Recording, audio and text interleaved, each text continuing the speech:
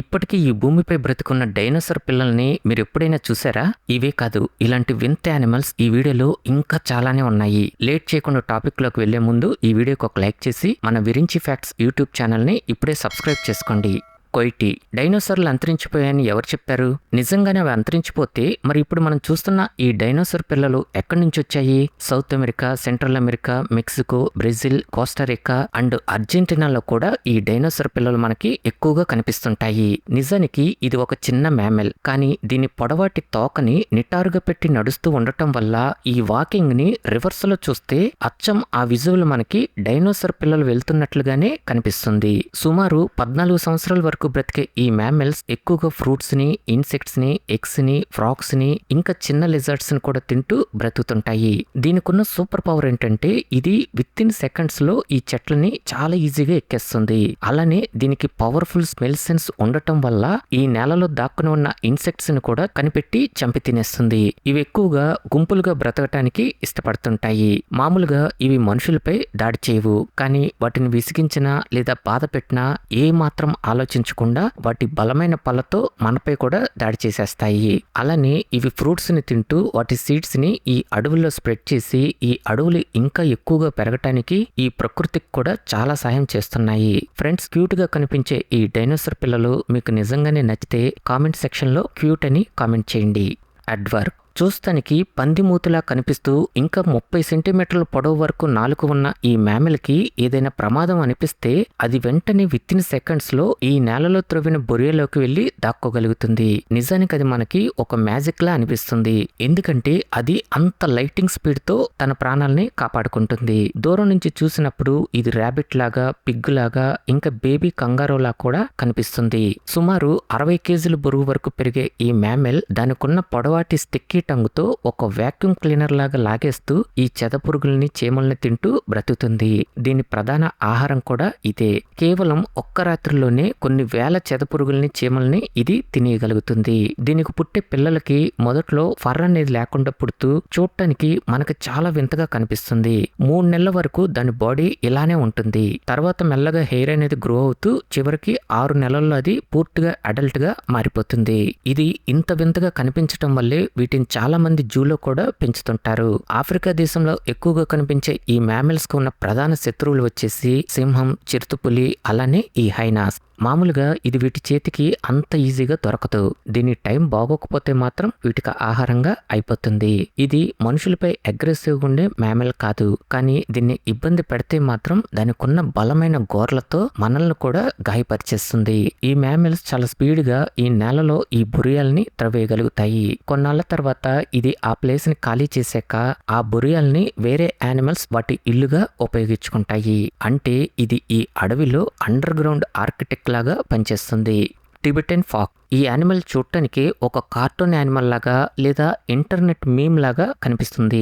ఇది ఎలాంటి వాతావరణాన్నైనా చాలా ఈజీగా తట్టుకుంటుంది. -డిగ్రీలు ఉండే మంచులో కూడా సర్వే అవ్వగలుగుతుంది. ఈ యానిమల్ కి ఓపిక అనేది ఎంత ఎక్కువ అంటే ఈ రోడెంట్స్ కోసం గంటల తరబడి వెయిట్ చేస్తూ అవి ఎప్పుడు బయటకు వస్తాయా అని ఎదురు చూస్తూ వాటిని వేటాడటానికి రెడీగా కాచుకుని కూర్చుంటాయి. హిమాలయన్ ప్రాంతాల్లో బ్రతికే ఈ జంతువు బ్రౌన్ బేర్స్ వల్ల కూడా దీని ఆహారాన్ని సంపాదించుకుంటుంది. మామూలుగా ఈ బ్రౌన్ బేర్స్ ఫ్రూట్స్ ని తింటమే కాకుండా చిన్నపాటి రోడెంట్స్ ని కూడా తింటాయి. వేసవి కాలంలో ఈ నేల చాలా గట్టిగా అయిపోతుంది. ఇలాంటి నేలను త్రవ్వి వాటి ఆహారాన్ని వెతుక్కోవటం ఈ నక్కలకి చాలా కష్టమైపోతుంది. కానీ ఈ ఎలుగుబంట్లు చాలా ఈజీగా ఆ గుంటల్ని త్రవ్వేస్తుంటాయి. నిజానికి వాటి ఆహారం కోసం అవి త్రవ్వుతూ ఉంటాయి. కానీ ఆ టైంలో ఈ రోడెంట్స్ భయపడి బయటికి పారిపోగా అలా ఈ ఎలుగుబంటి చేతిలో మిస్ అయిన రోడెంట్ ని ఈ నక్క పట్టుకుని ఆహారంగా చేసుకుంటుంది. ఏషియన్ గ్రాస్ లిజర్డ్ స్పీసెస్ లో ఇది మాత్రం చాలా అంటే చాలా విచిత్రమైంది. కేవలం దీని తోక భాగమే ఒక చిన్నపాటి పాము అంత సైజు వరకు ఉంటుంది.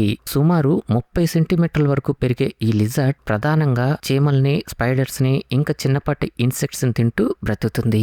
ఈ లిజర్డ్ చూడటానికి ఇంత విచిత్రంగా ఉండేసరికి కొంతమంది వీటిని ఒక పెట్స్ లాగా పెంచుకోవటానికి కూడా ఇష్టపడుతున్నారు. ఇవి గ్రాస్ మీద బ్రతుకుతూ ఉంటాయి. వీటి శత్రువులు ఎప్పుడైనా వీటిని చంపటానికి వస్తే విత్ ఇన్ సెకండ్స్ లో ఈజీగా ఎస్కేప్ అయిపోతాయి.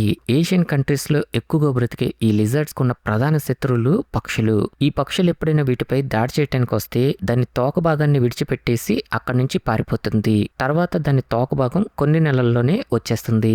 ఈ లిజర్డ్ ఎక్కువగా పొలాల్లో ఉండే ఇన్సెక్ట్స్ ని తింటూ ఈ రైతులకు కూడా చాలా సహాయం చేస్తుంటాయి. కానీ ఈ పంటల మీద పెస్టిసైడ్స్ ని ఎక్కువగా స్ప్రే చేస్తూ ఉండటం వల్ల ఈ లిజర్డ్స్ ఆ విషపూరితమైన కెమికల్స్ కి సర్వే అవ్వలేక చనిపోయే స్టేజ్ కి కూడా వెళ్తున్నాయి. Hornbill bird. మొదటగా ఈ పక్షిని చూసినప్పుడు చాలా ప్రత్యేకంగా కనిపించేది దాని ముక్కు భాగం. అది అలా కరువు తిరిగి ఉండటం వల్ల ఒక పాతకాలపు డైనోసర్ పక్షిలాగా మనకి కనిపిస్తుంది. నిజానికి ఇవి కలర్ఫుల్ గా ఉండే చాలా అందమైన పక్షులు. వీటిలో మొత్తం దాదాపు 60 జాతుల వరకు ఈ భూమి మీద బ్రతుకుతున్నాయి. సుమారు 50 సంవత్సరాల వరకు బ్రతికే ఈ పక్షులు ఎక్కువగా రెయిన్ ఫారెస్ట్ లో మరియు ఆఫ్రికా, ఏషియా దేశాల్లో బ్రతుకుతుంటాయి. వీటి ప్రధాన ఆహారం ఫ్రూట్స్ ని మరియు ఇన్సెక్ట్స్ ని, స్నేక్స్ ని, అలానే చిన్న పక్షులను కూడా తింటూ జీవిస్తుంటాయి. ఇది ఈ పక్షుల పిల్లల్ని ఎంత తెలివిగా చంపి తింటుందంటే కొంతమంది పెట్స్ లాగా పెంచుకునే పక్షుల్ని ఇది సైలెంట్ గా వెళ్లి ఆ పంజరంలో ఉన్న పక్షుల్ని బయటికి లాగి మరీ చంపి తినేస్తుంది. అలానే కొన్ని పక్షులు వాటి పిల్లల్ని విడిచిపెట్టి ఆహారానికి వెళ్ళినప్పుడు కూడా ఇది సైలెంట్ గా వెళ్లి ఆ పక్షులన్నింటినీ తినేసి అక్కడి నుంచి వెళ్లిపోతుంది. చూడటానికి కొంచెం భయంకరంగా చాలా వింతగా ఉన్న ఈ పక్షిని చాలా మంది ఒక పెట్స్ లాగా కూడా పెంచుకోవటానికి ఇష్టపడుతున్నారు. అలానే ఇది అడవుల్లో ఫ్రూట్స్ ని తిని వాటి సీడ్స్ ని కొన్ని కిలోమీటర్ల దూరం వరకు స్ప్రెడ్ చేస్తూ కొత్త అడవులు గ్రో అవటానికి కూడా ఈ ప్రకృతికి చాలా సహాయం చేస్తుంది. డ్యూగాంగ్. ఇది చాలా వింతగా కనిపించే మెరైన్ మ్యామెల్. సుమారు 1000 కేజీల బరువు వరకు పెరిగే ఈ సముద్రపు జీవులు మనుషులకి ఎలాంటి ప్రమాదం కలిగించవు. ఇంకా వీటిని పట్టుకోవటానికి కూడా ఈ మనుషులు చాలా ఇష్టపడుతుంటారు. అందుకే జూలో వీటికి చాలా ప్రత్యేకమైన స్థానం ఉంది. వీటిని చూడటానికి మనుషులు కూడా చాలా ఇష్టపడటంతో చాలా జంతు ప్రదర్శనశాలలో వీటిని పెంచడానికి ఇష్టపడుతున్నారు. నిజానికి వీటికి 70 సంవత్సరాల వరకు బ్రతికే శక్తి ఉన్నా కూడా కేవలం కొన్ని సంవత్సరాల్లోనే చనిపోతున్నాయి. ఎందుకంటే ఈ బోట్స్ వెళ్తున్నప్పుడు అవి వాటిని గుద్దుకుంటూ వెళ్లటం వల్ల ఇవి చాలా వరకు ఈ ప్రమాదాల కారణంగా చనిపోతున్నాయి. అందుకే కొన్ని మ్యామల్స్ ని చూస్తే ఆ బోట్స్ గుద్దుకున్న గీతలు ఇంత దారుణంగా కనిపిస్తుంటాయి. అయితే దీనికి తోక భాగం వేలికి ఉన్నట్లు ఉండటంతో దూరంగా చూసినప్పుడు ఇది మనకి ఒక విచిత్రమైన మెర్మైడ్ లాగా కూడా కనిపిస్తుంది. కొంతమంది దీన్ని చూసి ఈ సముద్రంలో మేము మెర్మైడ్ చూసాము అని కన్ఫ్యూజ్ అయిన వాళ్ళు కూడా చాలా మందే ఉన్నారు. ప్రూఫ్స్ కోసం వాళ్ళు ఫోటోలు తీసినా కూడా చివరికి అది ఈ మ్యామెల్ అని తెలుసుకొని నిరాశపడ్డారు. ఇవి ఎక్కువగా ఈ సముద్రపు అడుగు భాగాన ఉండే గ్రాస్ ని తింటూ బ్రతుకుతుంటాయి. అందుకే దీన్ని సీ కౌ అని కూడా పిలుస్తుంటారు. ఈ మ్యామెల్స్ ఎక్కువగా ఆస్ట్రేలియా మరియు ఏషియా దేశాల్లో మనకి కనిపిస్తుంటాయి. ఓకే ఫ్రెండ్స్, ఈ వీడియో నచ్చితే మీ ఫ్రెండ్స్ కి తప్పకుండా షేర్ చేయండి. అలానే మన విరించి ఫ్యాక్ట్ యూట్యూబ్ ఛానల్ ను కూడా ఇప్పుడే సబ్స్క్రైబ్ చేసుకోండి.